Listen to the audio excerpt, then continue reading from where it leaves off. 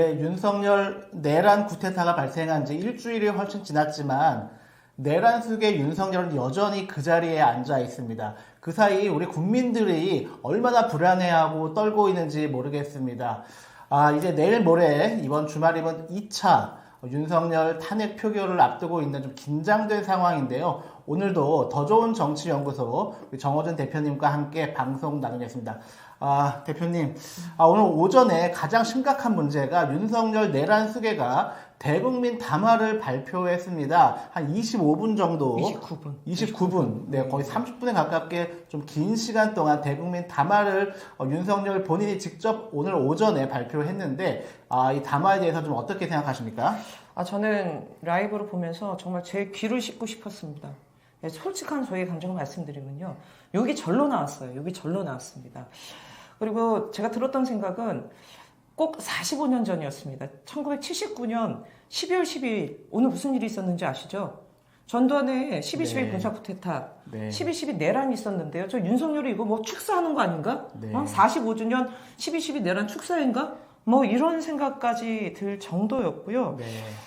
정말 망상의 세계에서 깊이 빠져 있다. 그리고 오늘 있었던 이 자그마치 29분, 약 30분에 달하는 이 대국민 담화를 보면서 지난번 비상계엄 선포했을 때 했던 얘기와 다르지 않아요. 똑같은 얘기를 계속 반복적으로 얘기하더라고요. 거대 야당 탓, 부정선거 탓, 이게 핵심입니다. 그래서 자기가 통치행위를 한 것이다라고 얘기를 했는데요. 제가 이거 보면서 든 생각이 자기 최면도 이만하면 병이다. 근데 이거 못 고쳐요. 약이 없습니다. 자기 망상의 세계에 빠져있는 사람인데요. 도무지 말도 안 되는 얘기를 버젓이 저렇게 얘기하면서 국민과 함께 싸우겠다고요? 그렇게 들은 국민들 거의 없을 겁니다. 국민에 맞서 싸우겠다. 저는 정말 그렇게 들렸어요. 그러면서 소위 말해서 구구 유튜버들이나 할 수 있는 얘기를 버젓이 무려 29분, 약 30분간 대한민국 공중파를 통해서 생중계가 됐어요. 정말 정파 낭비입니다. 정파 낭비. 예? 참, 정말 진짜 한심스러운 대국민 담화였고요. 국민들이 지금 윤석열의 이 내란으로 지금 열흘 넘게 엄청난 많은 피해를 받고 있습니다. 여러분 아시겠지만 9일까지 증시가 114조 원인가요? 아이고. 114조 원이 증발해버렸습니다. 외교도 지금 무너졌어요. 정치, 경제, 외교뿐만 아니라 여행주의보까지, 문화까지도 지금 송두리째 뒤흔들고 있는데요. 온전한 정신을 갖고 있지 않은 미치광이에 의해서 대한민국이 이렇게 쑥대밭이 되는 거를 두고 보겠냐. 안 됩니다, 여러분. 그리고 오늘 이 담화는요, 많이 지적됐지만 본인이 스스로 내란을 자백했어요. 내란을 자백했습니다. 2가지만 남았습니다. 즉시 체포하세요. 그리고 바로 탄핵해야 됩니다. 오늘 혹시나 하는 기대가 조금 있기도 했습니다. 혹시나 이제 대통령이 이제 더는 안 되겠다 싶어서 내가 이제 하야하겠다, 죄송하다, 물러나겠다 이런 말이 있을 것도 혹시 기대했는데 앞에 한 2문장 정도 들으니까 이 사람은 생각이 전혀 변하지 않았고 오히려 더 강경해졌구나 하는 느낌을 받았고 제가 가장 인상 깊은 그 윤석열이 했었던 단어 중에 간첩, 마약, 조폭 이 단어를 반복해서 이야기합니다. 자기가 일선 현장에 있는 그 검사인 것처럼 우리 국민들이 일상생활에서 조폭이나 마약은 영화에서나 보는 거죠. 우리 국민들의 삶과는 좀 거리가 있지 않습니까? 근데 간첩, 마약, 조폭 이 단어를 대국민 담화를 통해서 대통령 지금 여전히 차지하고 있는 윤석열이 오늘 발표를 했습니다. 좀 너무 끔찍하지 않았나요? 너무 끔찍했고요. 저는 그런 생각도 좀 들었어요. 우리 그 속담에 그런 얘기 있어요.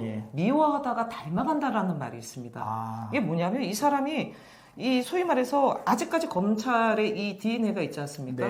검찰이 뭐예요? 이런 범죄자들 잡는 거 아니겠어요? 제가 보니까 그러다가 닮아간 것 같아. 그러면 뭐냐? 지금 범법 행위를 본인이 스스로 하고 있는 거예요, 지금. 그래서 이거 미워하다가 닮아간다는 옛말이 틀린 말이 아니구나. 맨날 이 범죄들을 잡는 칼잡이 하다가 본인 스스로가 범죄가 된 거야, 지금. 사실 지금 대한민국을 가장 위협하고 있는 범죄 집단이 누구예요? 반국가 세력이 누굽니까? 반사회 세력이 누굽니까? 윤석열, 저 일당들이에요. 지금 그 국민의힘은 탄핵 트라우마 얘기하는데요. 국민들은 지금 계엄 트라우마에 시달리고 있습니다. 계엄 트라우마. 저는 그렇게 말씀드리고 싶어요. 그리고 그 12월 3일 그 포고문과에서는 존재했는데 오늘 대국민 담화에서는 나오지 않은 단어가 반국가 단체, 반국가 세력입니다. 그 포고문에서는 반국가 단체 상당히 중시해서 이야기하면서 본인이 계엄을 선포한다고 했는데 무슨 일인지 모르겠는데 오늘은 그 단어를 삭제하고 대신에 야당에 대한 거의 한 절반 이상을 이 모든 사태의 책임을 야당 탓이다.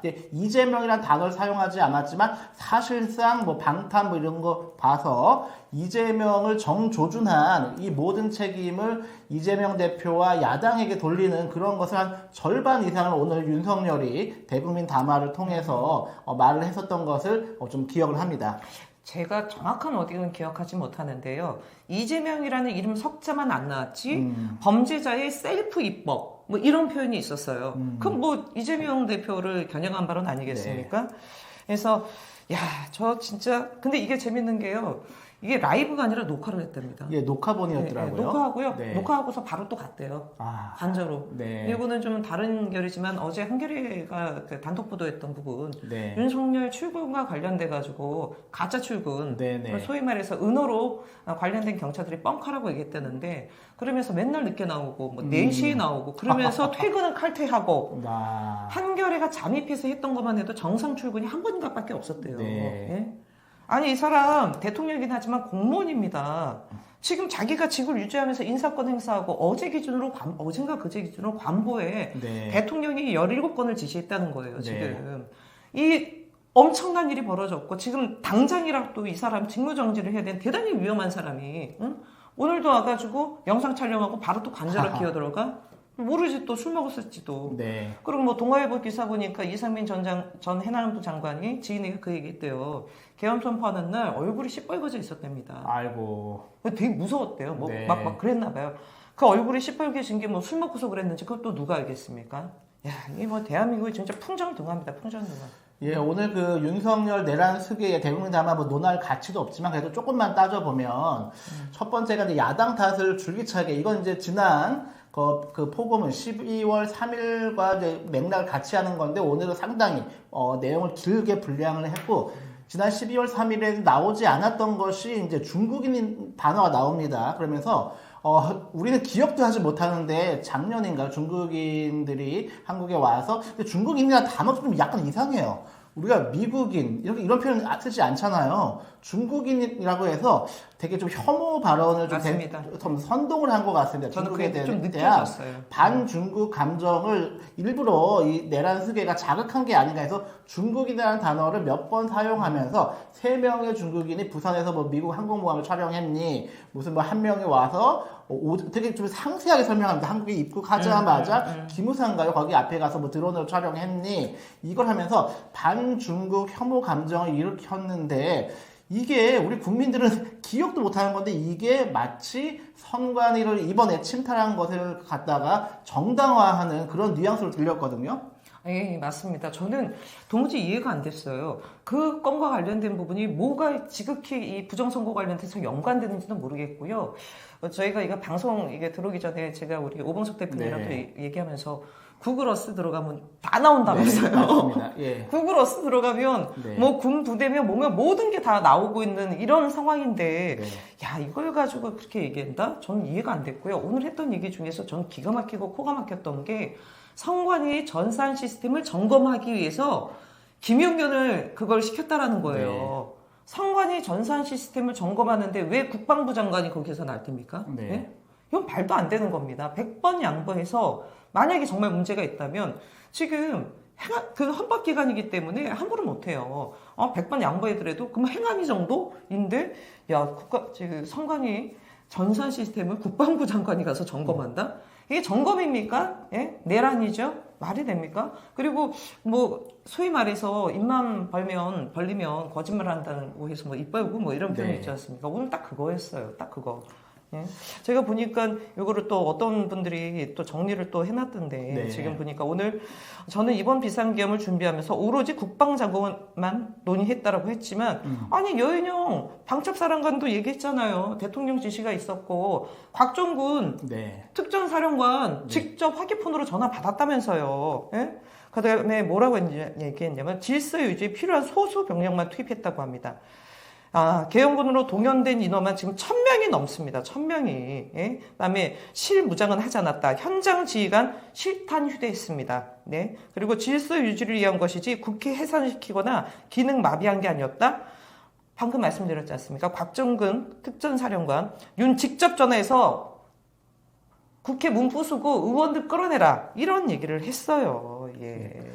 그러니까 오늘 윤석열 내란숙의 좀 특이한 점 중에 하나가 빨간색 넥타이를 메고 나왔어요. 그러니까 이게 상징적 의미인 것 같습니다. 그 국민의힘의 상징인 붉은색 넥타이를 메고 윤석열이 이 반중국적 감정 그리고 선관위에 대한 그 침탈에 대한 정당성 그리고 그 민주당을 비롯한 야당에 대한 적개심 이것을 계속 30분 동안 강조를 했고 이 영향이 좀 바로 저는 이건 일종의 지령이다라는 느낌을 받았는데 아니나 다를까 제가 오늘도 이제 여의도에 그 민주당사 앞을 지나가니까 그 한동안 안 보였었던 그 4.15 부정선거를 주장하는 극우 세력 있지 않습니까? 이분들 서울에 이제 예전에 많이 있었는데 어느새 최근에 안 보였었는데 어제까지도 없었던 이 극우 세력이 오늘 더불어민주당 앞에서 그 깃발 보면서 제 깃발 내용에 4.15 부정선거 확실히 보였고 북한군 개입인가 북한군 침투인가 이런 단어가 쓰여있는 깃발을 들고 더불어민주당사 앞에서 극우 세력들이 마치 윤석열 대국민 담화가 일종의 지령인 것처럼 받아들인 것처럼 해서 민주당사 앞에서 막 극렬하게 좀 시위를 하고 있더라고요. 아마도 윤석열이 노린 게 이 부분이 아니었을까. 저도 그렇게 좀 저는 이제 크게 좀 나눠서 지금 말씀하셨던 부분에 대해서 전적으로 동의하고요. 오늘은 소위 말해서 부정선거를 믿고 있는 분들이 계세요. 부정할 수 없지만. 그거 유튜버를 비롯해서. 이 사람들에게 참주선동한 거예요. 네. 지금 윤석열 탄핵의 주말에 100만의 시민이 나왔지 않습니까? 네. 소위 말해서 야 너네들도 나가, 네. 너네들도 집회해. 거의 그런 참주선동을 했다 오늘 사실은. 네. 저는 그렇게 보여지고요. 이 부정선거 얘기했으니까 제가 이 얘기는 좀 하고 싶습니다. 왜 대통령 선거 부정선거 얘기 안 하죠? 아니 생각해 보십시오. 지난 2022년 대통령 선거 당시에 코로나 때문에요. 그때 뭔 일이 있었습니까? 코로나 때문에 이 소쿠리에다가 투표용지 담고 그래서 소쿠리 논란 많았었습니다. 그랬죠. 예. 네. 자기가 당선된 선거는 왜 부정선거 얘기하네? 그거 사실은 그때 당시에 그 말이 참 많았습니다. 그 네. 소쿠리에 투표용지 담고 막 등등 해서 저는 도무지 이 사람들의 이 멘탈 자체가 정상적이지 못하다. 이걸 본인들 스스로가 얘기해주고 있다고 보고요. 저는 오늘 이 참주 선동한 거 맞고 두 번째는 지금 뭐 검찰 같은 경우 지금 김기현도 구속했지만 지금 윤석열 체포에 대한 얘기가 나오고 있어요. 네. 탄핵이 가결되고 나면 다음 주 초쯤이라는 얘기가 있습니다.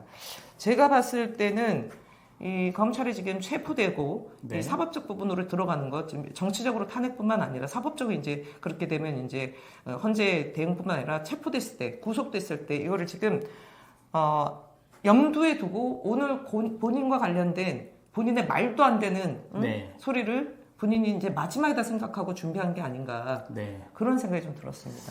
예, 29분 내내 자기의 일방적 입장만 강변해서 내란세계 윤석열 담아 지금 뭐 다시 생각해도 좀 끔찍한 것 같습니다.